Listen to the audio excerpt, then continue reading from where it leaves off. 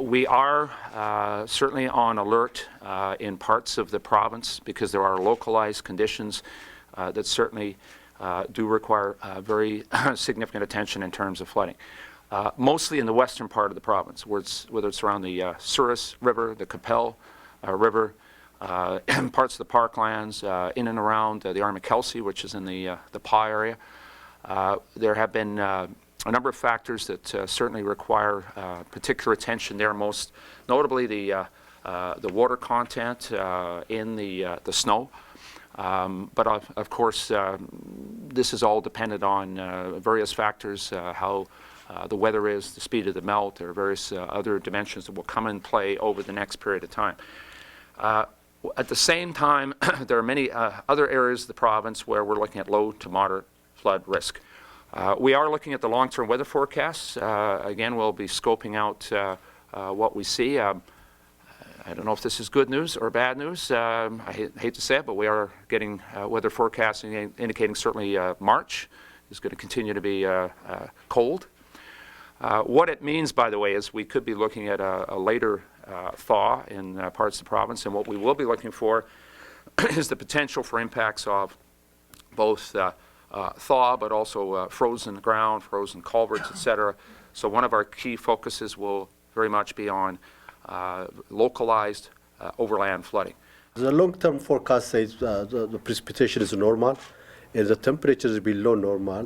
That means it will be a late melting, and then there could be a rainfall on top of melting that we don't know at this point in time. But we are monitoring in 15 days advance, and we are closely monitoring, and we update to the public if there is any concern. It is not only a dry cold, it's a dry snow. And in many areas of the province, while there's a significant amount of snow, there's more snow, but the moisture content is much less because it is a dry snow. What it means is, in many cases, it balances out to pretty normal precipitation. A couple feet of snow can come down to an inch or two, a few centimeters of actual water content. And if you compare the water content we would get in a spring rainfall, you can really put it in perspective. The actual moisture content in any year, even without the dry snow, is one factor, yes, but it's far less than what you get in a spring. 1997, we actually had a relatively low flood risk going into the flood, into the thaw, and then we got hit with a Colorado low, record moisture content in the soil. So it's not to say that it's not a factor, and our technical experts will tell you that it is. But the number one thing, that I do hear from people is concern about the high, snowbanks, and if you look at it, I mean, a good part of the province, sort of around, southern Manitoba, and it's the same in my area, in northern Manitoba, it's very visible.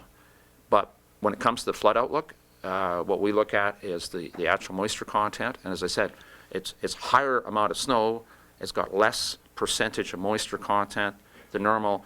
So what it does is, in many cases, it just averages out to a normal precipitation up until now, and it's only one factor.